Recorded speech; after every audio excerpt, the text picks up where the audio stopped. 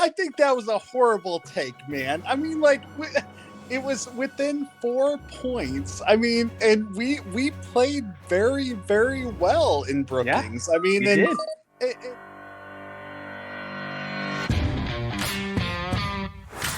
Welcome to the official podcast of FCS Fans Nation with your hosts Kyler Neal, Matthew Frazee, and Jamie Williams.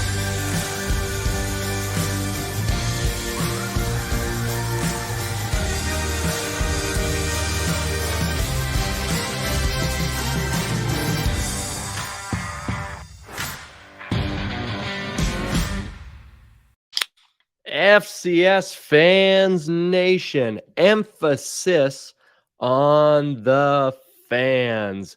Kyler Neal, Matt Frazee, officially semi-live. Kyler, it is a fantastic time. Shoot me for that dad joke. It is going to be a fantastic time, my man, because we are going to have some of the best guests on. We are doing our first annual ever podcast where fans from the page who are asking questions, interacting with other folks, are going to be hopping on with us to answer the questions for this week's podcast. Jamie Williams, unfortunately not with us, but he's not sad. He's there with Josh Allen and his Buffalo Bills. Big victory today, I believe, correct? Did they win today? I don't know. I'm still just... I replayed your dad joke in my head and finally got it. So, I mean, I'm a little slow today, so we'll see how this works. That one was solid. And yes, Jamie Williams Bills won 37-3. So well done to them. Better than 70-20. And 1,000%. Kyler, myself, and you, our third podcast host tonight it's going to be pretty simple. It's going to be a few fans already who are coming in here to jump in on our questions all the way through the Big Seven and the quick hits. And we're going to give them an opportunity to basically play third host and give their opinions on some of these things. So if this feels a little bit edited or a little bit weird, if you're listening to this on your Monday, Tuesday, Wednesday, it's because somebody said something naughty and then I had to make an adjustment, and we only allow Kyler to skirt the lines. That's Perfect. it. He's the only one. So, all right, Mr. Neal, you ready to get this thing rolling? Let's do it, bud. All right, guys, let's get going on the Big Seven topics for this week in the FCS. The top 7 FCS topics of the week. This is the Big 7. Oh boy, just because I made this gentleman play second fiddle in this question that I have pulled up here, our first question, of course, is coming to us from our sponsors, Versus Sports Simulator and Walk On Apparel. Make sure you use promo code FCS Fans Nation for 15 to 20% off on both of those amazing companies. More to come with them later in the show. But joining us right now, Mr. Kyler Neal, is going to be one of our best fans on our page, and that is Mr. Matt Bernhardt. Starting off, guys, we are going to kick right into the absolute butt kicking that Montana State put down on Weber State. And this question is led to us by Dustin Perman, who says, did this week show a separation between top tier teams with the Montana State win? And the Sac State versus Idaho game was penalty ridden, and it was really sloppy. And then Mr. Matt Bernhardt, who's on our screen now today, was also saying, what was the most surprising to you guys in the Big Sky yesterday, especially since the Missouri Valley decided to take the week off? Yeah, we're scheduling in the FCS. So, Kyler, I'll let you just take the floor quick here before we get Matt's take. Do you think there's a big separation? Is Montana State beyond everybody else? And how are you feeling about the Big Sky after this week? I mean, as of right now, it looks like Montana State is definitely the best team in the Big Sky. I mean, Idaho looks really strong too. They just played a good team. But the more concerning thing is Weber State's quarterback play is atrocious. And I think Montana State was able to exploit it while also changing up their style. They actually threw the ball quite a bit more than I was anticipating in this game. I thought it was going to be a slobber knocker, just ugly football. But Montana State just rolled through them, and it looked like Weber State didn't belong at all. So, yeah, there's probably a little bit of separation, but I'm curious to see what Montana State would look like against Idaho, who can sling it quite a bit more than Weber, who's a pretty one-dimensional team, and they don't have a lot of good players, it seems like, after maybe that rotation. They did beat up on UNI, but they're not top 10 caliber, not even close. Yeah, that was like unbelievably shocking. I'm sure it wasn't shocking for Matt, who's a die-hard Montana State fan. Mr. Bernhardt, what did you take away from that game with your Bobcats annihilating Weber State? Is your confidence meter through the roof? How are you feeling about the Big Sky in general? Do you guys feel like you're above another tier of the other teams? Yeah, so I mean, I've never felt like the Bobcats have been above any other team in the Big Sky. I mean, like, you can just talk to Kyler, you know, Eastern Washington has demolished Montana State in the past too, and NAU almost beat us last year. So there is no good feeling, I guess, but I do feel great about yesterday's game. It was just tremendous, especially to see our defense play well, which was kind of questionable to me after Stetson, yeah, it's Stetson, but I mean, we gave up 20 or so points. So, I mean, this just felt tremendous to me. It really, to me, feels like Montana State, because of the line play and the physicality, is finally where Vegan was wanting them to be. And it feels NDSU-ish, but at the end of the day, copy and paste what has worked in the past. James Madison's done it. South Dakota State is actually playing better ball than North Dakota State is at their own game. And Montana State appears to be right there. So like I've said, Matt, when it comes to seeding and other things, NDSU just can't win if it comes down to each of us having one loss, because there's no way NDSU is going to lose better than the way Montana State lost to South Dakota State. Yeah. It is interesting. Kyler, do you think the Sac States, the Idahos, can even kind of push Montana State a little bit here for this conference title? Yeah, I actually do. Again, I mean, from what I've seen with Weber, I don't know. They just look like they are, you know, just trying to gel together. They don't have a lot of talent on the offensive side of the ball, and then maybe defensively, that was Jay Hill's specialty. Without him there, I don't know. But again, Montana State should definitely be the front runner, but Idaho looks fantastic. Sac State has a lot of talent. If they play against Montana State, do I think the game's going to be like this? Absolutely not. It's going to be probably a really competitive game, especially at the Kibbe Dome. So, yeah, I mean, we're going to see in, you know, about 3 weeks if those teams can cut out. But as of right now, I mean, Montana State just looks damn good, but not light years above Idaho and Sac State. Just a little bit better as of right now. So we'll have to see how it all plays out. And Mr. Bernhardt, when you look at that schedule, are you thinking, you know, you got Sac State, you're going to travel to them, and then you're going to go travel to Idaho? I mean, that's that's not an easy task to do. And the Griz are playing like dog poop, but, you know, it's also going to the rival. Like, how do you feel moving forward? Are you thinking you're just about to get into the brutal part of it? Like, what are your thoughts with Montana State through the rest of a tough schedule? Oh yeah. You hit the nail on the head. I mean, we are definitely getting into the brutal part of the schedule. And do I think Idaho is an easy win? Do I think Sac State's an easy win? No. I mean, like I am definitely a reasonable Cat fan, unlike some of the Cat fans that are on the site. But yeah. So do I think it's an automatic win? No. But you know, yesterday really surprised me again. You know, it really made me think that, yeah, we are in the top tier, but Idaho's right there with us. Sac State's right there with us. So we're all together, in my opinion. Yeah, the top 5 looks good. The top 5, I don't think I've seen an FCS season where I'm like, the top 5 to 6 is all right there. It feels really, really weird. And I think that's the reason people are starting to get a little weird feeling about South Dakota State. It's not to downplay them at all. It's just there's a lot of teams more than usual that look pretty good. You know, it used to just be the James Madison and NDSU show a little bit, or this team or that team. So kind of fun to watch. Mr. Bernhardt, you're one of the best on the page. Feel free to stick around in the background if you want. Maybe we'll pop you in on a quick question. If you don't have the time, we appreciate you tonight, my man. Absolutely. All right. Guys, we're going to keep things rolling here into the Big 7. And boy, talk about the hot seat for our fans tonight. But boy, Kyler, there might not be anybody who's more on the hot seat than Mr. Bobby Houck right now.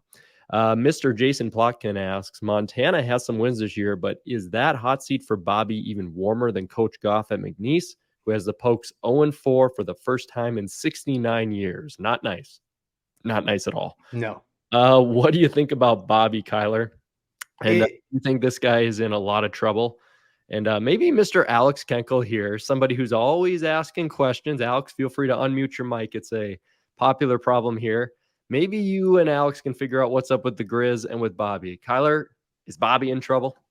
It's pretty insane that we're talking about a team that's 3-1 and arguably the most successful coach in Big Sky history is in the hot seat. But it looks like he is, right? Because you're looking at what they've done so far this year. It hasn't been impressive. I get they have 3 wins, but Butler, not good. Ferris State, they are not a top 15 program like some Montana State fans are saying. And then NAU, who's absolutely trash, just mollywopped them. The offense for Montana looks horrible. And, you know, the whole motto of bringing Bobby Hauck back was return to dominance. We're going to get back to where we were in the 2000s when he was running a rampage on everyone. It doesn't look like it. They haven't really even been a top 3-4 team in the Big Sky since his return. They have the best facilities. They have the best resources. It looks like, yeah, the hot seat's real. And I have some insider information from former players because one of my buddies, best friends, you know, his brother is a player for Montana, was a former player for those natty teams. All I can say is not a lot of people are fans of Hauck in the new days. It looks like he hasn't adapted. And yeah, I would say for any type of 3-1 team, this is the hottest seat I've ever seen for a 3-1 team. I mean, it seems crazy to be talking about that with famous Bobby, but it's like they brought back somebody from a different era and it's just not working the way it was supposed to. Alex, you can murder me if I'm wrong here. Believe you are a South Dakota State fan, diehard from our interactions on Twitter and other platforms. Imagine a scenario where your legendary coach who just retired, right? Bison Killer, comes back 5 years from now and you guys are just looking terrible. Can you imagine a situation where they get put on the hot seat? Or do you think Bobby's in that sort of arena? How do you feel about the Griz, my man? I don't feel good about the Griz. I'll put it that way. As far as the hypothetical with Stig, considering people wanted him fired for making the semis every year, God, I can imagine Brookings would be on fire if he came back 5 years from now and we were getting similar results. I don't follow the local Missoula stuff to know really how much of that is conjecture online, how much of that is conversations behind closed doors. Kyler, you made it sound like maybe some of those conversations are maybe a little bit real. And it's hard not to think it is, especially after some of the stuff already last year with his son kind of being featured, maybe not being the best player on the team. And maybe I saw some stuff where tackles were being credited that weren't there, that to get him the tackle record. And yeah, that's a little bit of maybe a straw man argument to the issue at hand, but I don't know. Griz have looked awful. I mean, I don't know how else you put it. Oh, you know, a win's a win, whatever. Well, you just lost to an NAU team that hasn't won 3 games in a season, however long. I mean, I don't mean to be so brutal, but I don't also know how you sugarcoat it. This is why we bring the fans on here, because this is exactly what people need to hear. And let's not pretend that Bobby was had an innocent track record in his first stay throughout Montana, right? There's a book written through that era of time of the issues that occurred. And beyond anything personal, beyond all those things, it looks like recruitment and development of the offense and just the team overall is way down and extremely poor.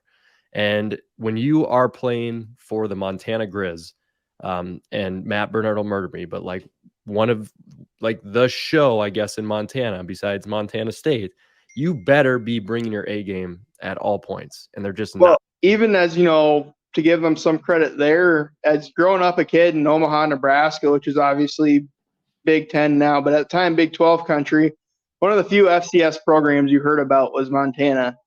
And that's just, I don't know, that's not a thing anymore. I talked to some people back home that keep up with FCS a little bit, and most because I know I do too, and it's all NDSU, SDSU, Montana State. I mean, that's kind of what has more the national sphere focus, and I don't know it's fair to pin Bobby Hauck for falling out of the limelight on that, but I I don't say he's inculpable at this point. I mean, to your point on recruiting the offense, Matt, what is Montana's offensive identity right now? What do they want to do? And you can knock, Play that's a shitty. great point, Alex, because you can knock Mr. Bernhardt's Montana State Bobcats for maybe not being the most prolific passing team. They don't throw the ball as best. It seems to be improving, but you know who they are. You know exactly who they are and what they're going to do. And Montana is lost in the sauce. Looks bad. Looks terrible. Alex, feel free to stick around in the background if you want. If not, it is great to see you, my man. Sorry for the Dallas Cowboys today. Yeah, we don't need to talk about that. Yeah, no, we're gonna just bypass that one. We're just gonna let that one go. So, always great to talk to you, my man. We'll maybe catch you in the quick hits. All right, guys. So keeping things moving forward. So far, moving. Yeah, this is solid. We got some naturals around here. I was really thinking that you just kind of did a horrible idea, and this was going to be the worst show known to man. But so far, so good. So I like it. Not too bad. Well, we'll see if this guy holds up. I've sat through a lot of football games with this human. This is Mr. Ross Nelson. I'll remind everyone, you got to unmute every single time. And he's on here tonight. He must have saw my post because we're going to be talking NDSU a little bit. Mr. Brandon Anderson's got a great one here. He says, how good is it to have two quarterbacks that you can trust that can run the ball, and how much of a red flag is it that your backup quarterback is your leading rusher? Brandon Anderson referring to North Dakota State. And boy, yeah, NDSU is really pulling one of the weirdest concepts that I've seen in a long time. And before Ross tells us why we're winning the Natty, Kyler, what do you think about this 2 QB system that's going on for NDSU? I mean, normally it's, if you have 2 QBs, you have none. This is not the case. NDSU is just running a very efficient offense. Who cares who's in the backfield? I don't care if it's the backup. I don't care if it's the starter. If it's working, it's working. And the line play is so good right now. I'm not worried about these guys getting injured either. So as of right now, looks fantastic. I wouldn't change a thing. Look at what they're doing to everyone, right? Maine, horrible. Central Arkansas, horrible. I mean, they were able to do whatever they wanted versus Eastern. They were running it right down our throats. So as of right now, don't change a dang thing. Maybe if there's ever a situation where hopefully it doesn't happen, but there's an injury, then that's where we can start scratching our heads and going, well, what's next? But as of right now, this is one efficient freaking offense on every aspect of the ball. And yeah, I wouldn't change a damn thing. It is quite the turnaround from last season. I tell you that, in terms of just the balance, number one, but also kind of the concepts that we're seeing. Total offense is pulled up. If you're watching on YouTube, North Dakota State currently sits number 5 in the nation. Mr. Nelson, what do you think? Nobody is sometimes more critical about the herd and coaching and other things than yourself. What do you think about the Bison right now with these 2 quarterbacks and how they're looking offensively? Yeah, I definitely think that the offense looks better than it did last year. Like we've talked a bunch about our offensive coordinator, Tyler Roll. Last year, we dogged him a lot. We looked stagnant at times, even in the non-conference last year. This year, obviously, we haven't played any conference games yet, but just the Central Arkansas game, the Maine game, the Eastern game, yeah, the offense was not the problem. Well, there wasn't any problems. We won all those games, but the offense looked a lot better. And if they can keep it going and mixing it up like they were, and like you guys talked about with the 2 quarterbacks that can run, you got Cole Payton and Miller. You throw them in there. We were worried for a while there that Cam Miller wasn't going to be able to throw, or that Payton couldn't throw the ball. But in that Central Arkansas game, he actually threw some pretty good balls. So, I mean, like you said, it's nice having the flexibility. If Cam does go down, I feel pretty confident that Payton could come in and, like you said, leading rusher.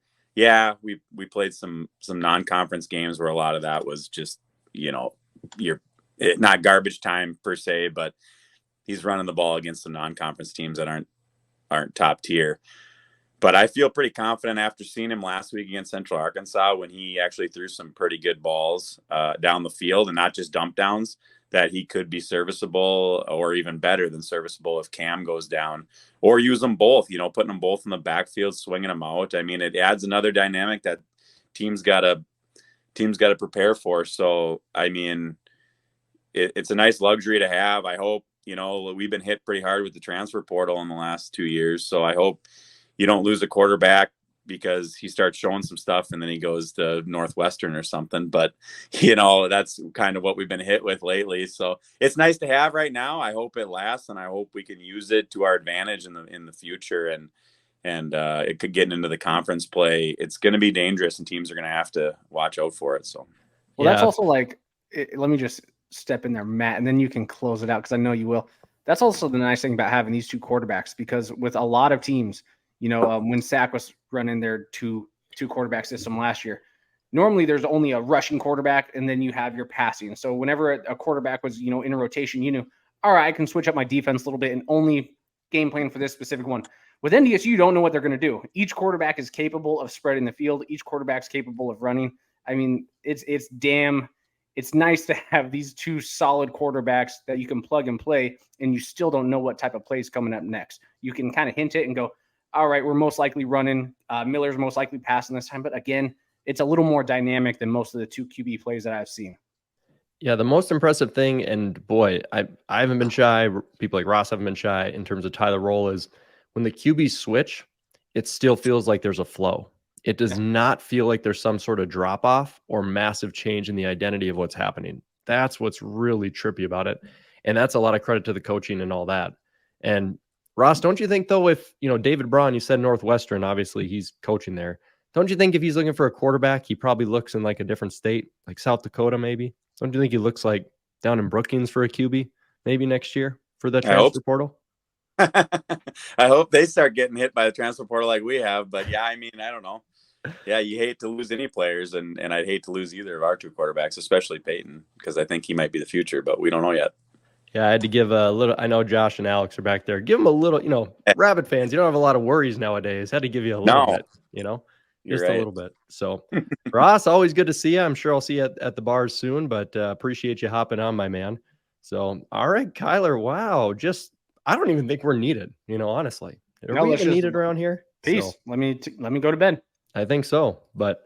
Right now, some folks probably feel very confident and comfortable when it comes to, let's just say, their seasons. And if you're a Jackrabbit fan, you definitely feel it, which is we've got one of the best ones on here with us now, Joshua Hoffman. Josh on here, already horns down. That's how much I like this guy. I'll let him put horns down on my podcast. One of our best fans, going to answer questions with us from one of the best fans on the page, Jeremiah Rash, who wishes he could be here this evening. And Jeremiah's question is pretty simple, but it leads into South Dakota State discussion, if you ask me. After the Montana State beat down a Weber, who can hang with South Dakota State and Montana State? He puts a question on beyond that. NDSU, Idaho. So NDSU is kind of the easy cop-out answer here. Kyler, first I'll go to you. Who do you see being able, besides NDSU, to maybe compete with South Dakota State at this point and compete with Montana State the way that they've looked? Yeah, I actually think the best team to probably go toe-to-toe outside of North Dakota State with South Dakota State isn't even Montana State, even though they took them to the wire. I think to beat South Dakota State, you really got to spread the ball out, and probably the best team who can do that is Idaho, who has a really good front seven, who has probably the best wide receiver duo in the nation. I know Brendan said it's only Hayden Hatton, and no one else would start on that team anywhere else. That is bullshit. That is not even close to being accurate. They have two dudes who could start at 99% of the FCS teams. So you're looking at Idaho, who could spread the field. They got a good quarterback. They got a good rushing team, and now their line play is looking a little improved too, and that was the big question mark heading into the season. Then you have Sac State, who's dynamic.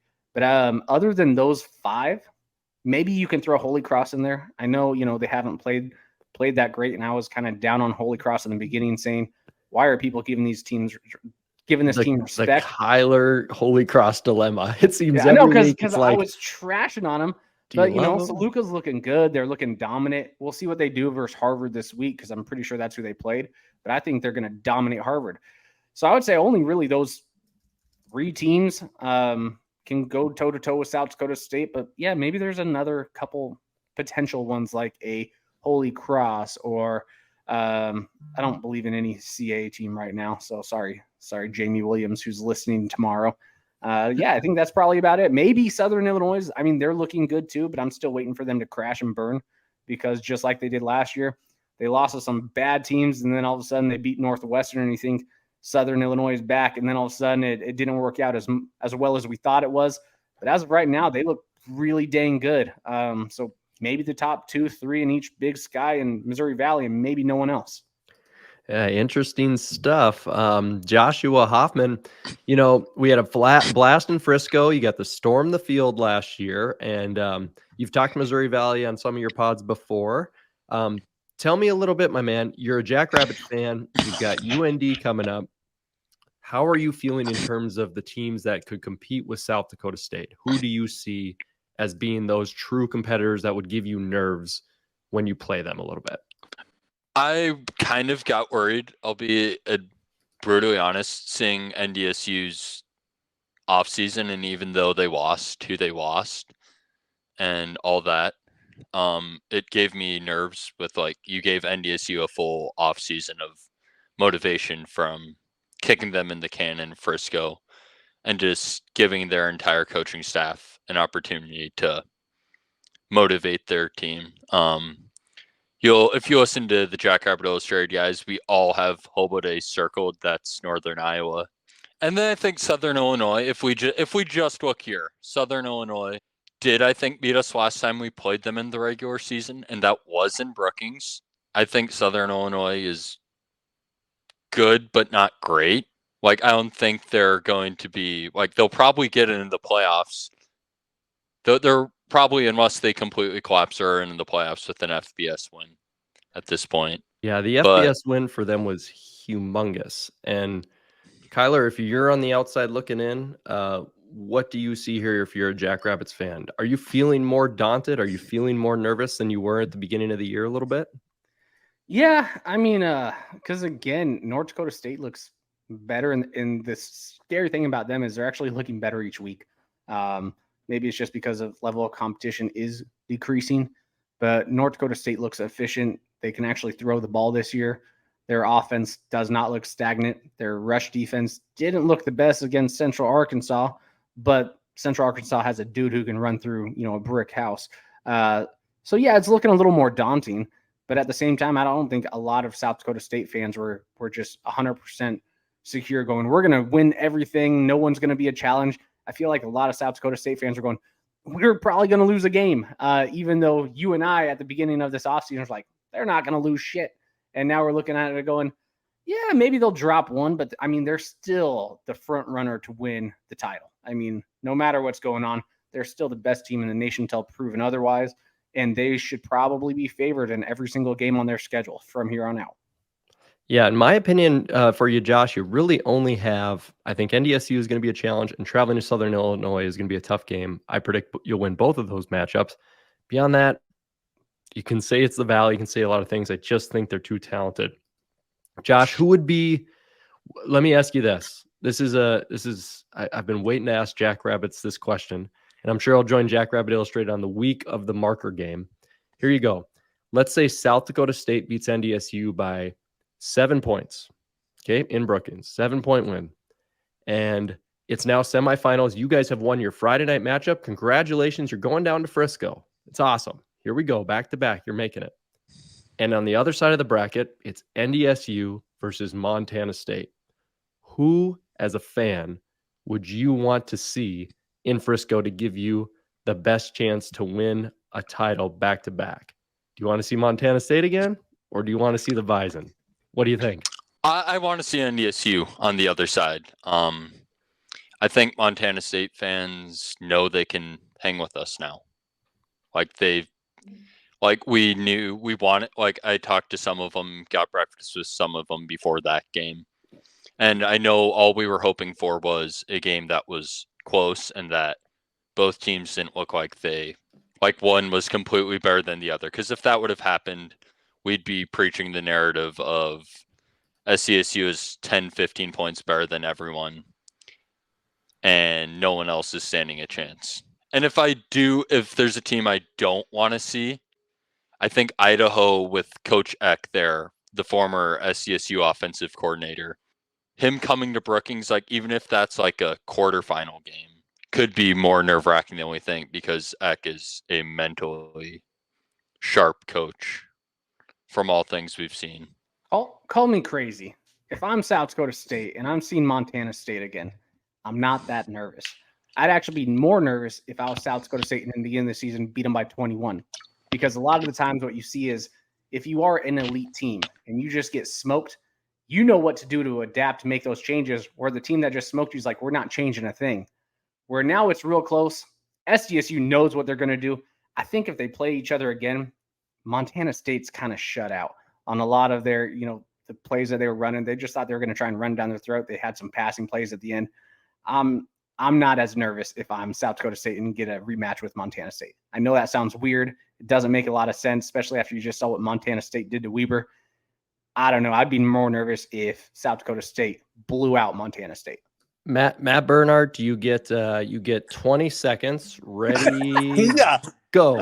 Get him. Yeah, I mean, I think that was a horrible take, man. I mean, like, it was within 4 points. I mean, and we played very, very well in Brookings. Yeah, I mean, and I don't know. I mean, I think that we have it the next time. I think we've got it. I've just seen it too many times with North Dakota State playing close with the team. And then they get them in the playoffs and they blow the crap out of them because they got them twice. He's giving them the Bison treatment. I'm giving him the Bison treatment. And just so you guys know, I love that everybody, for the most part, you guys can't see this in the background stuff if you're watching on YouTube, if you're listening on this on your drive to work. But most of these guys and gals are sticking around in the background to still get popped in. I absolutely love it. We do have our timer for our podcast for the week, so we pop you in and out a little bit radio style here. When we do some Friday Night Lives, we'll definitely keep you guys on longer to battle these things out. So you gotta love Matt, the other Matt. Oh my God, yeah, love the other Matt. That's the one. A guy that I really love. Jesus Christ, that I have had drinks with down in Frisco, Mr. Keep Andrew Markham. Muted. Keep him muted. Keep him muted the whole time. What a sexy shirt, though. Beautiful shirt. I believe those were hand delivered to us at a taco/margarita establishment down in Texas. Absolutely. Mr. Markham, good to have you on tonight, man. And great to have this question here from the Rev, who's running things in the background. Appreciate you, Rev.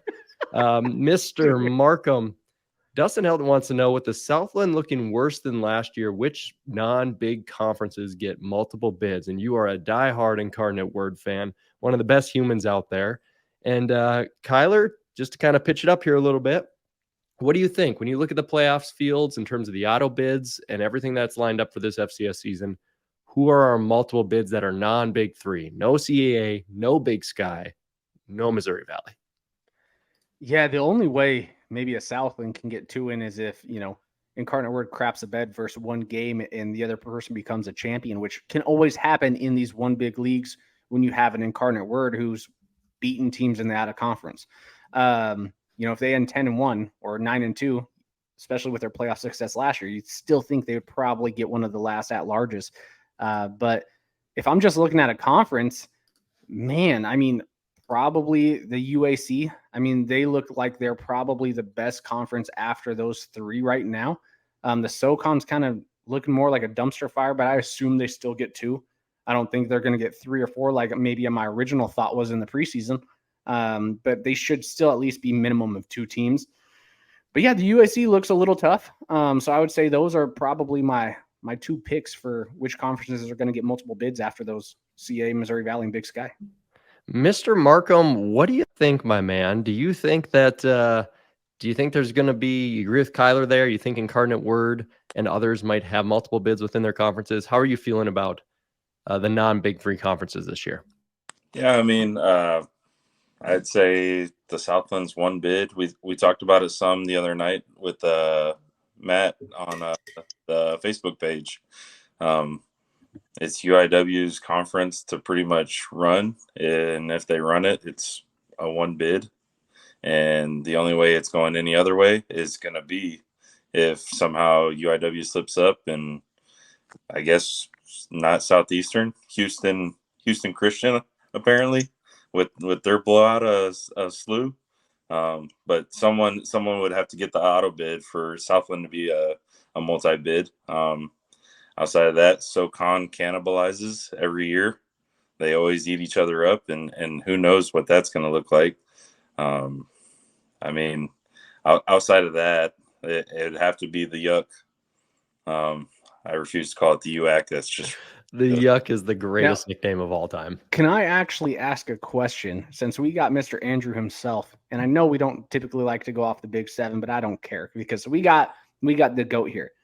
If Incarnate Word drops a game and they're not the Southland champions, their strength of schedule is not very great, and then you see what the Southland has done in the out of conference. Are they like McNeese a few years back where they went 9-2 and still didn't get a bid because of that D2 or NAI game? Could you see it? Because basically, if you drop another game, now you're 8-2 in the committee's eyes. And with that strength of schedule and how weak the Southland is this year, could you see maybe Incarnate Word sitting at home? It's definitely a possibility. I would say historically, I would hope that they would probably give benefit of the doubt, like they have with Montana last year on name alone. Yeah. Judging from what we did last year, I mean, of course, last year is last year. I hate basing things off of the year prior. That's not the way I like to analyze things, but it does have some relevance in the success of each team and the program as a whole. So I would hope that they would still allow us in, but it'd be a lot of traveling up north and a lot of traveling to cold places that traditionally we don't play well at. Yeah. It would be tough to go on the road against some of those opponents. And we talked about that earlier in one of our podcasts in the past. And Andrew, you're like Alex, you're like me, and like the Rev, just crying. Oh, even that Ross Nelson, a lot of crying Cowboy fans on the pod tonight, just not having a good time. Not a good time at all. I'm so glad that went a different way. I thought you were naming all these people who he's like, and then thought you were going to just avoid me and go, you're like them, good people. I was going to say, you jackass. No, I should have took it that way. Oh my goodness, Mr. Markham, you plan to be in Frisco this year? We're going to enjoy some margaritas. Oh, absolutely. Look for us on the sidelines again. The whole triumvirate. We'll be on the sidelines, probably working the game again, hopefully. And if we're not, we'll be enjoying margaritas and hopefully doing some tacos after with y'all. Absolutely. Perfect. Hey, plug your Twitter page a little bit here before we pop to the next question, my man. Oh, geez. So I'm one of three on the FCS Triumvirate, FCS poll on Twitter, or X, if you will. We're three dudes who have two have played at football colleges. They've played football as their basis of knowledge. I was a baseball scholarship athlete myself. We just analyze things. The Rev calls us homers right now for having UIW at 5. I saw that in the chat. It is what it is. I think we're getting a little bit of treatment from last year's expectations that we're going to maintain what we did last year. And it's a whole new team. They're doing what they have to. So that is what it is. They're doing what they have to do it and maintain what we had them at the beginning of the year. Other than that, we analyze pretty much week to week and stay pretty consistent on staying emotions out of it, I should say. So the best thing about Incarnate Word right now is maybe the offense is not as prolific right now, but the defense actually looks improved. So maybe they're not going to win these 45 or 55 to 35 type games, but if they can keep pulling 28 points and giving up 17, 13, especially in the Southland right now, that doesn't look like it has as much firepower. I think they're going to be fine. Right. And what we've been told is the offense is at like a 80% portion of the playbook still. Not a full playbook still at the moment. Coming off of this week pretty much being a bye week and being on bye before SLU, they're looking to open it up to probably 100%. So we'll see how that goes. Stephen Parker, big name on the edge. So he's been having some scouts come out to look at him for the NFL. There's a possibility that who knows? We have some NFL guys on our defense, which is weird. Let's go. Pretty legit. All right, Mr. Markham, we'll let you go. I was 50-yard line, first row with that Incarnate Word game with the guy I'm popping on the screen here real quick, Mr. Ross Nelson. And one of the gentlemen on their team, he was in the ROTC program, big American arm sleeve the whole time. I was going to say tattoo. Yeah, tattoo. That word. We were BSing with him on the sideline. It was awesome. And Andrew Markham, I know, is a great service member of this country. So I want to give a shout out to Mr. Markham and his military service, along with some of those guys on Incarnate Word. Those were nice guys, Ross, when we got past the insults, right? Yeah, we went back and forth with them for a while. It was a lot of fun. It was during a blizzard, so when we got there, we knew that there was going to be a lot of open seats, and we all, me and Matt and all of our friends, we said, let's all get together and sit somewhere fun. And we ended up 50-yard line right behind Incarnate Word's bench. We talked some shit all night, and they talked it back to us. At one point, the one guy called me a pervert, and back then I had a big old mustache anyway. But yeah, we went back and forth for quite a while, and they were great guys. And at the end, they shook our hands, and we had a good time. And like Matthew knows, that was one of my most memorable Bison moments, even with all the championships. So yeah, it was a lot of fun. Great players, and we had a lot of fun with those guys. Yeah, it was awesome. They all came up. Yeah, we talked smack a ton. And I know we're going off the loop here. That's okay. But all those players basically came up, and probably one of the worst moments of their lives. And they gave us high fives and shook their hands. And, it was a lot of fun back and forth. And one of them gave me a Rice Krispie bar from the gym bag. So it wasn't too shabby. I wasn't upset about that. All right, guys, we're to get it back onto schedule. We're going to please stick around in the background for the quick hits. These next two, we're going to have the Rev come on to help us out with to keep the Big Seven here. Guys, Sidelines Austin Peay tweeted at us last week. Thoughts on the Austin Peay Govs after, at that time, 3 games, but we're now 4 games for Austin Peay. And I know the subject for you, Rev, is probably not the best right now, especially after the Cowboys going down to the Cardinals. But he says, great show as always. Meant to get my question in before the podcast. What are your thoughts on the Govs after 4 games? He was thinking that the SIU game was going to hang over their heads all year long, but not after that big, intense win over SFA. What are your thoughts on Austin Peay, Rev, after that game and just them overall right now? After, watching them play, like they look good. DeLello looked good. He didn't look great, though. And I want to differentiate between the two. Their defense took advantage of SFA's miscues. Maurer throwing a pick 6 and then turn around throwing a pick on the next drive. That's a momentum shifter. And then their offense just took advantage of it. What's crazy about this game is that it was a 1.5 spread and Austin Peay won by 2. And that just is like, I don't know if it's scripted or not, but it was, perfect. But no, they look good. I think they'll do pretty well in the United. I don't know if they're good enough to beat someone like Central Arkansas, though. I don't know if they have the defense to stop Powell and Hale and stop that Hydra that they have rushing, there. I don't know if they're going to be good enough to beat Eastern Kentucky either, to be honest with you. I mean, Eastern Kentucky, yeah, they're 1-3, but look at who they played and look at who they lost to. 2 FBS losses and a loss to Western Carolina. I mean, which is a top team. And then they beat SEMO because SEMO can't play a complete game. And Austin Peay they're good.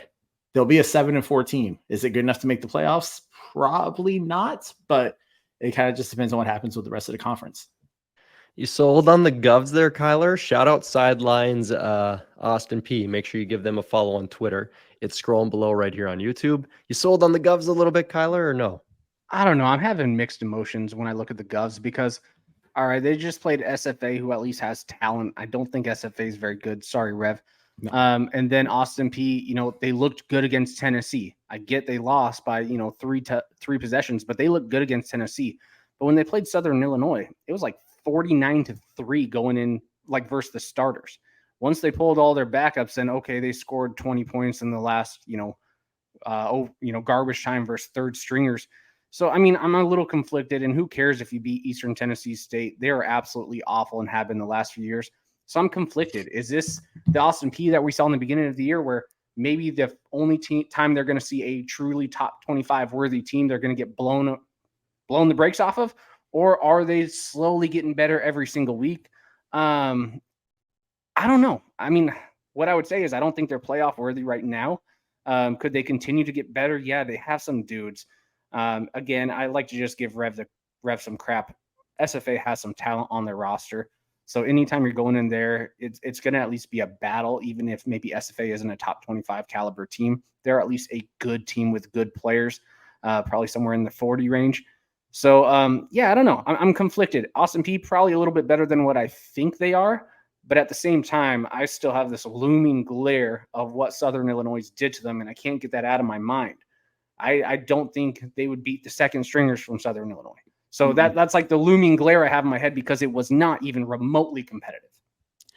And when you look at their schedule, you really think about Eastern Kentucky may have been that team that you might have worried about in the beginning, but they're not looking as good as they were promoted to be. Southern Utah, Jamie Williams on here would be here pumping up Southern Utah. Southern Utah should I play his role? Sports Simulator is favored against UCA. Whoa, that joke. It's a 50-50 game. It says they're favored by like half a point. Well, you never know. Well, we'll have to see how it plays out for them. Central Arkansas traveling to Austin Peay in the final game of the season could be the one that determines a lot for the Govs.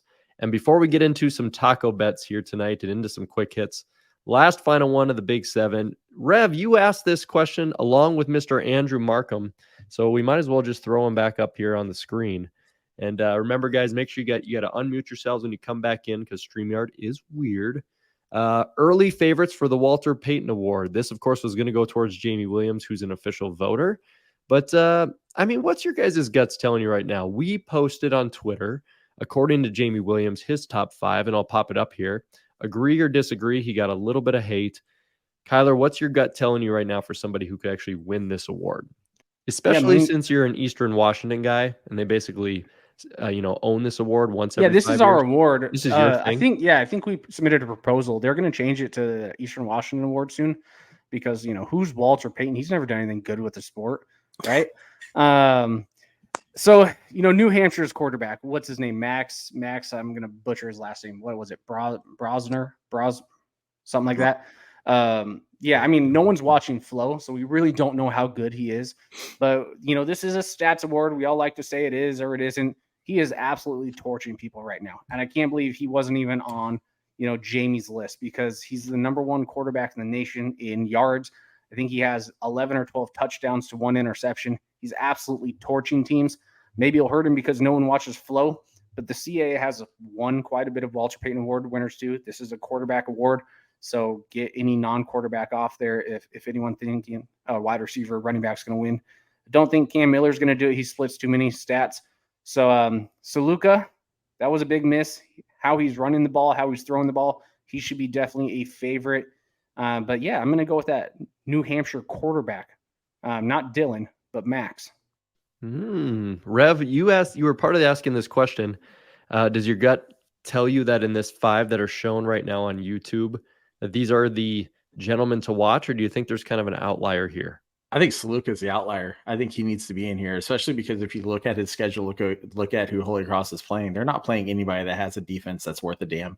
And this is a stats award. That's why you would see folks like Jeremiah Briscoe win it or Jeremy Moses would win it in the Southland because the Southland doesn't have a defense. And so I don't think Cam Miller is it because Cam Miller is going to get some defensive is going to face some talented defenses. I really think it's going to be Saluka, and I think he'll be a finalist. Personally, I just think guys with the first name Matthew have a really good shot, or even the name Matt. I think that means you got a pretty good shot at winning that award. Mr. Markham, you also asked the question, but are you going to agree with these guys, or do you have an outlier here, especially, coming from the Lindsey Scott era down there at Incarnate Word? Yeah, there's almost always historically one Southland guy. I would be remiss to not mention Calzada, but we'll see what conference holds up, being that it's a stats award. He could put up some awfully gaudy numbers coming up. I love chaos. I would love to see Lob win it, but it's just not something that historically happens very often. But Saluka's a big miss in these. The rest of these 4, not a huge fan of. I think DeLello had 82 yards passing against SFA, so I don't see that one for sure. And Miller and the 2-quarterback system that they're running, he's just not going to get the amount of stats that are needed. Just like everyone else was saying. Obviously, Saluka is going to power through their league, and Calzada is going to, I'm 95% sure, going to power through most of the Southland. So I think it's probably a 3-horse race at best, and it'd be those two, and then I'm hoping Lob just throws up some awfully gaudy numbers to make it a running back, wide receiver in there as well. So I like chaos. Yes, chaos is fun. But there is something I know you like more than chaos, Mr. Markham. Kyler's going, oh gosh, here it comes. He likes tacos. It's time to put your money where your mouth is. And if you're right, put some tacos in there too. This is Thompson's Taco Bets. Okay, everybody. And Kyler, do you think we could pop everybody up on here and get their answer for Let's this? do it. For this I mean, taco bet? I don't run anything. Let's do it. We got everyone. I think it's totally possible. So We have everybody unmute, Let's go. and I'll mute you. I'll mute you and unmute you based off of. Is Dustin going to be the producer? Yeah, that's why I showed up, was to help you guys out. Oh man, look at this guy. The Brady bunch. Yeah, look at this. The Brady. But this is what FCS Fans Nation is all about. Look at this. This is insane. And I hope to have tacos with all of you one day. All right, here, Mr. Neal. As you know, Brian Thompson, former NDSU player, comes down to Frisco with us every year, and he makes taco bets with people on the page. And so we have a segment where we do taco bets, and they pay out in Frisco after the game every year. So, guys, Mr. Ben Fujin, and I'm butchering his last name, just like the rest of your guys's. If they play tomorrow, how many points would Montana State be giving the Griz? Dang, okay. So the Griz look like poop, and Montana State looks like gold. So I ask you guys, with a taco bet, will Montana State beat Montana? This is at the Griz Stadium. This is the last game of the year. And if so, over or under 12.5 points in that rivalry game. Mr. Eric Kletke, I think we have to start with you, my man. Excited to get you in on some more quick hits. And you are a Montana State fan, so I can't imagine that you're going to go a different way than a victory for the Cats. But the over-under is 12.5 points. What do you think? Victory for the Cats, over-under. What do you got? Oh, definite victory. I watched a little bit of the Griz Lumberjacks game before, because I was actually at Weber this weekend. Got to see the Cats play. So I watched a little bit of the Griz. Northern Arizona won. Griz looked terrible. I was going to give them the benefit of the doubt, like, okay, they would get the 2 easy teams in Northern Arizona, Idaho State, before they'll probably get their doors blown up by UC Davis. Was not expecting that outcome, and just watching the Cats play Weber, the Cats are going to steamroll them. It's not even going to be close. It's going to be more than 12.5 points. Cats are going to win, and it's going to be a blowout. Gonna be a bloodbath, says Eric. Very, very cool. All right, guys. What, Mr. we can't go with another Cats fan right off the bat. Mr. Ross Nelson, North Dakota State extraordinaire. One of the games we lost back in the regular season to the Griz. It's kind of a tough place to play. What do you think? Will Montana State beat Montana over under 12.5 points? Yeah, I think Montana State's going to beat Montana by well over 12.5 points. You got former NDSU Vegan out there, Montana State, got them playing well. Griz look like dog shit. It is at Montana, so that could be a little bit of an edge for them. But I think Montana State's just playing really well, and I think they're gonna same thing. They're gonna blow Montana out of the water. All righty, we're looking like Montana's in a lot of trouble. Are they, Andrew Markham? Are they actually in trouble? What do you got? Over under 12.5 if you think Montana State's winning. Absolutely over. 3 scores or more. Ooh, baby. Look at this across the board. Now, if there's Griz fans listening to us, they go, these guys are the biggest assholes on the planet. They just brought 10 people on here to absolutely dog on our team.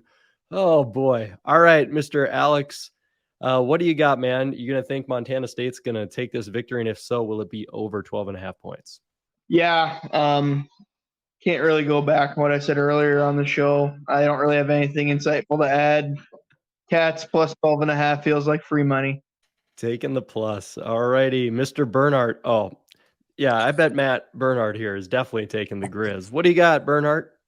Yeah, I mean, you guys know, just with all the comments I've had so far on this site this year, I mean, they have not shown anything, and it's not my hatred of the Griz, it's just they are not good. so yeah, I mean, the Cats are going to be over that, they're going to win, and yeah, it'll be awesome. It's just like Weber State, it'll be awesome. Joshua Hoffman, what do we got, my man? Jamie Williams Duke shirt that you're rocking. What are you going to take, Montana State or Montana? And you're going to go over or under? Montana can't score half points, so it clearly will be a full point value that Montana State beats them by, and it will be more than 13. More than 13, going with the over. It's a rivalry game, and I never let taco bets go unanimous ever in a million years. If you've listened to the podcast for 7 years straight, Montana State wins by 11 points. They win by 11 points, so we go under. Rev, what do you got, man? Yeah, like, look, it's a rivalry game, and weird stuff happens in rivalry games. Things that you wouldn't expect to happens during rivalry games. I think the Cats win it, but I'm going to take the under just because weird stuff is going to happen in this game, and it always happens in the brawl. So Cats win, but they win by like 7 or 8. All righty, Kyler, any Griz victory here or no? I mean, you guys are just wanting me to take tacos. I mean, from what I've seen with the Griz, now luckily this is at the end of the season, so a lot of things can change. There could be injuries. Montana could finally figure out their offense, do whatever. But at the end of the day, if Montana got rid of their whole team and brought in a new one, maybe they'd have a better chance against Montana State. That's how bad Montana looks right now. 12.5, that's not even fair. We should have started this at 30 or 25 or 28. Yeah, I'm taking the over. Montana State, if they're just playing how they are and Griz are playing how they are, this is a no-brainer. No-brainer. Holy moly. Could be an absolute slaughter there. And that would be a bad way for Bobby to possibly be done. All right. Nobody has any faith in the Griz, especially after last week. And we'll see if they can turn things around quickly, you know? Just because your question is answered quickly doesn't mean we don't care. These are the quick hit questions of the week. Oh boy, Kyler, quick hit question time. I think we'll throw a fan up for every single one of these. This is always a fun segment. As you know, we will answer questions even if they are not football related, no matter what. And one of these actually came from Andrew Markham, who's back up on the screen here for us. And he starts us off. What's something else that everyone loves that you don't? What is something that you absolutely hate that everybody else for some reason is all about? Do you have something like that, Mr. Neal? Pickles. Ugh. Pickles. Yeah. Ugh. That's how you know you answered the question right, is I got upset because you said pickles. Mr. Markham, you asked the question, but do you have something that you yourself actually do not enjoy? I don't know. I'm a pretty easy come, easy go type of guy. Holy Cross in the top 5 seed. Oh, throwing out some smack. Sorry. Absolutely love it. That's too good. Too good. Appreciate the quick hit question there, Mr. Markham. All right, guys. Straight coming from Joshua Hoffman here. Joshua Hoffman's asking, are Samford's playoffs hope officially on life support? So we'll bring Mr. Bernhardt back in here. Not going to bring everybody back in who asked the question. Kyler, Samford, are they done? I mean, chaos can happen, but as of right now, if you ask me to bet my house on it, yeah, they look about done. They don't look as good as they should. They were a solid team last year. I don't know what happened. Western Carolina beat them down. Chattanooga looks way better. Yeah, it's going to be a tough hill to climb back up. Going to be brutal. Actually, Mr. Bernhardt, we're going to keep it moving because it's quick hits. We don't give people a lot of chances to double up here. We'll go with this one. After NAU took out the Griz, can NAU beat Sac State this Saturday, says Casey Everett. Any chance, Bernhardt, that NAU keeps this thing rolling and Sac State actually loses? No. I mean, I think the Griz were just bad. I mean, that's it. So That easy as it is the Griz are just not a good team. Mr. Eric Klecki, here you go. Will Portland State finish better than or equal to 500 this year? Are they better than we thought? So I guess Portland State just puts up 100 points a game nowadays and just blasts up nonstop offensive firepower, whether it's D2 or FCS. What do you think, Eric? Do you think they actually have a chance to finish above 500, which would be a shock? Oh, that's actually, it's hard to judge them because they played 2 FBS teams and then just played whoever the North American, I think that's what the team was. I believe it is, yeah. It's hard to judge them where they're at. They did beat Cal Poly, but Cal Poly stinks. I'm looking at schedule pulled up right now. They got 4 very tough Big Sky teams. They got 1, 2, 3. Yeah, I don't think they're going to finish above 500. I think they're going to be below 500. Michael Hamill asked the question, and it's a great one because when you even look at their schedule and based off what they've done, it could be close. Kyler, I know you're itching at this one. A simple yes or no. What do you got? Man, well, I think they're going to have a winning record in the Big Sky. When you look at their conference schedule, they get all the easy teams. Yeah, that boy, we should have made that one the taco bet. That one's close. That's not too shabby at all. All right, guys, buy or sell on A&M Commerce. Rev, we're bringing you back in here on this one. A&M Commerce right here. Tough schedule to date. Can they beat SFA? Oh boy, he's asking about your team. I mean, A&M Commerce was one of those schools that was actually good at the D2 level. And, I think folks are looking at how they played against ODU and going, wow, they almost beat ODU. ODU sucks out loud. They sucked out loud. And the FCS, I don't judge against that.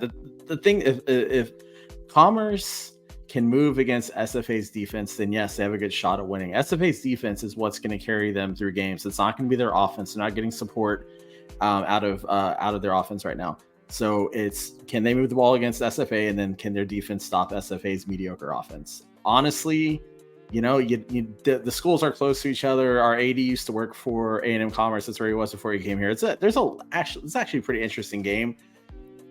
I don't think A&M Commerce is for real, to answer his question.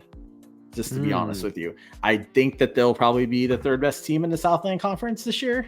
And I mean, that's not a bad thing for them transitioning up, but I don't think there's something to write home about just yet.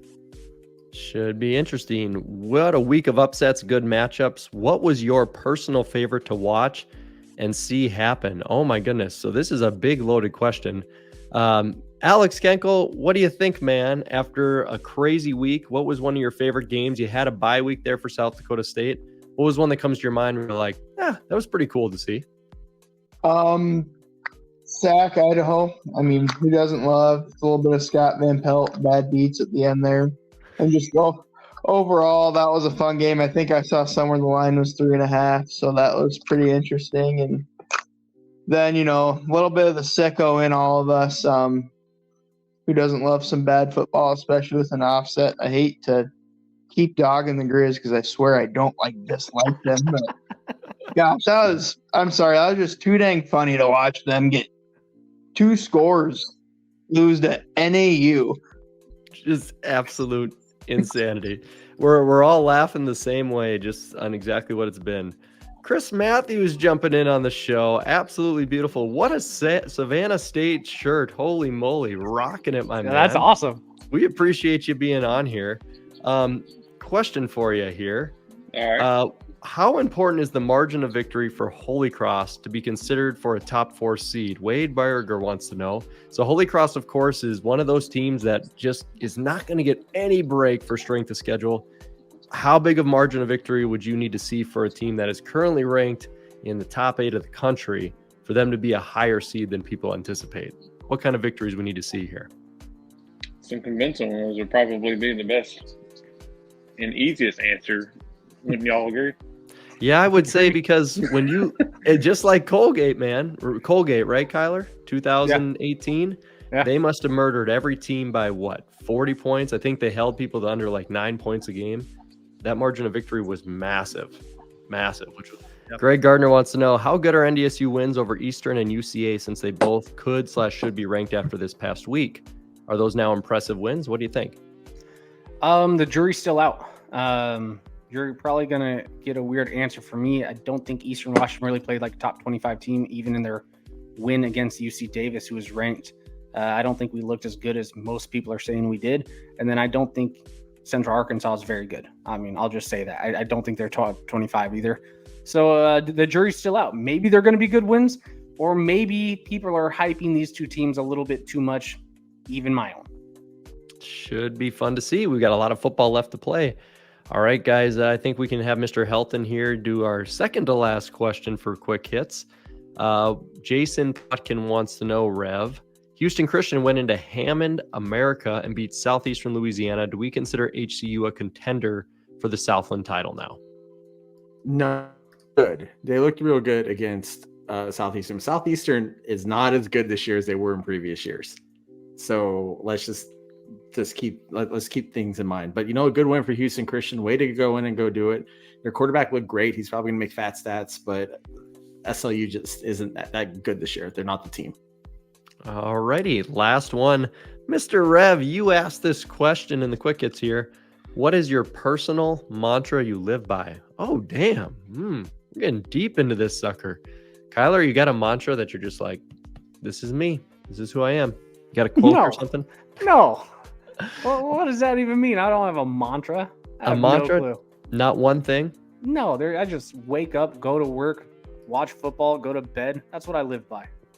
This is all right. I'll give you this. It's a life-changing moment. I'm in on a ship in the Marines with the Navy in the middle of an ocean, and Corporal Grajeda, this guy is whatever you want to picture for a male model, six-pack muscles. That's who this guy is.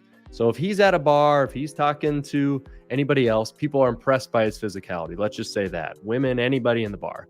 And I go to Corporal Grajeda and I go, how do you just make things look so easy? And he gives me 4 words. It changed my life. He says, the struggle isn't sexy. He says, doesn't matter if you're talking about a video game you love, a sports team you love, doesn't matter if you're the ugliest person on the planet. If you seem like you're struggling to talk about it and you're not confident, you got no shot in life. And that changed my entire life. I was a scrawny little North Dakota kid. I was like, all right, I love Clash of Clans. I'm just going to embrace margaritas. And I'm taking it. And you know what? I landed my wife, Allison. She's out of my league. So thank you, Corporal Grajeda. You changed my life. That's pretty crazy. I hope you're doing well down in Jacksonville, where he's from. So, all right, guys, let's get to the, before we get too personal around here, let's roll into a good old game of the week. This is the matchup you should be paying attention to. This is the FCS Fans Nation Game of the Week. All right, guys, we have the Idaho Vandals. At the time of this recording, they are ranked number 7 in the nation. And I'm going to say soon to be ranked Eastern Washington if you're watching on YouTube. September 24th when we're doing this recording. Kyler, not so confident in a ranking for your Eagles? Oh, no, they'll be ranked, especially soon to be ranked. I think that's pretty accurate. Just don't like this as a game of the week. I know. I had some options here. It's going to let some people down, I think. We're going to see what your confidence level sits at. So I feel bad. Eric sat here the longest, and we didn't get him in on the main question. So we're going to bring him in here for game of the week. Eric, what do you think? Idaho Vandals are traveling to Cheney, Washington, badass water tower, red field. Who's going to take that win, and what's the score going to be, my man? Oh, boy. This is the one I've actually kind of gone back and forth on a lot, looking at Big Sky for next week. There's some pros that Eastern Washington has. There's some pros that Idaho has. I like Idaho's defense. I like what they're doing. They beat Sac State, who was a top 4 team. I think I got to go with Idaho. I think it's going to be close. Inferno is a tough place to be. Even the Bobcats, the last 2 times they were there, it was close. I'm going to give it Idaho. It's going to be close. Both teams are going to be going back and forth. Give me 24-21 Idaho Vandals. Dang, I like it. Mr. Neal, what do you got? Man, Eastern is improving every week. Their defense is gritty. They don't give up. They do create a lot of chaos and turnovers. They give up yards, but then shut them down when it's needed. The offense is starting to improve a little bit too. I think Kiko has thrown 70% the last 2 games, which is pretty good. But but he really lacks the deep ball accuracy, which is kind of where we stretch the field with a team like Idaho. When you get in a shootout, you need to be able to throw the ball downfield a little bit.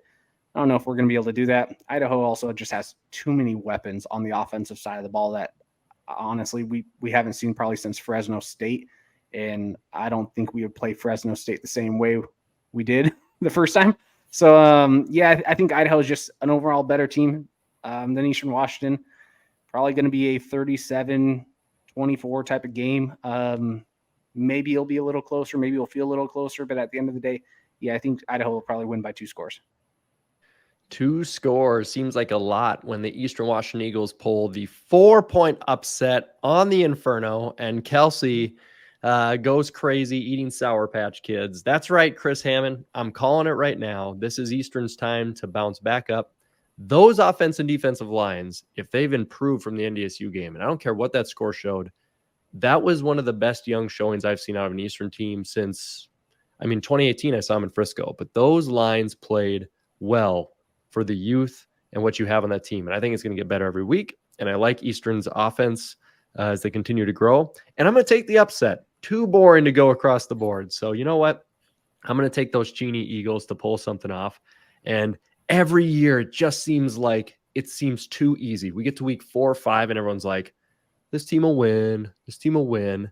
And then something ruins seeding and everything else. So I'm here for the chaos, and we're going to go that route. So, ladies and gentlemen, you have been listening to the FCS Fans Nation podcast. Don't go anywhere if you're sitting in the background right now, because I need a screenshot for the YouTube thumbnail cover photo. But before we go, we do appreciate our sponsors. We're sponsored, of course, by the Versus Sports Simulator and Walk On Apparel. Make sure you use promo code FCS Fans Nation for 15 to 20% off both of your purchases for any of your high-end apparel for Walk On college athletic gear. Everything you buy for Walk On Apparel, 10% goes directly back into that school's athletic fund. And the Versus Sports Simulator, #1 app out there to make sure that you are breaking games down and able to bet over or unders and increase those gambling odds if your state is smart enough to allow legal sports betting. Kyler, any last thoughts here as I bring all of our amazing humans in the background who've stuck it out back onto the stage for us, my man? Final thoughts before we send it out. No, this was a good idea. I was kind of nervous and thought this would just be a cluster, it'd be unorganized.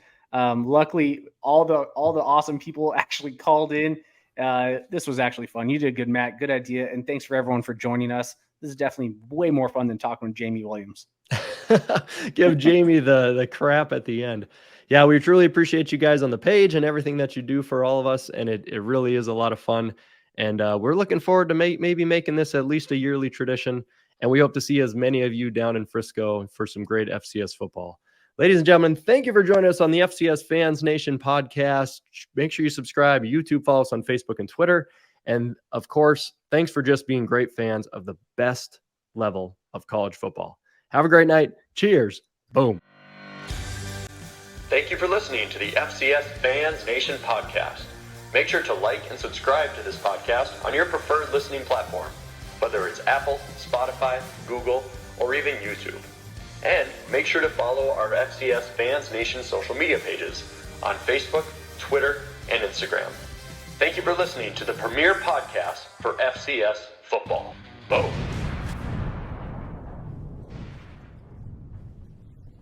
Is Dustin going to be the producer? Yeah, that's why I showed up, was to help you guys out. Oh man, look at this guy.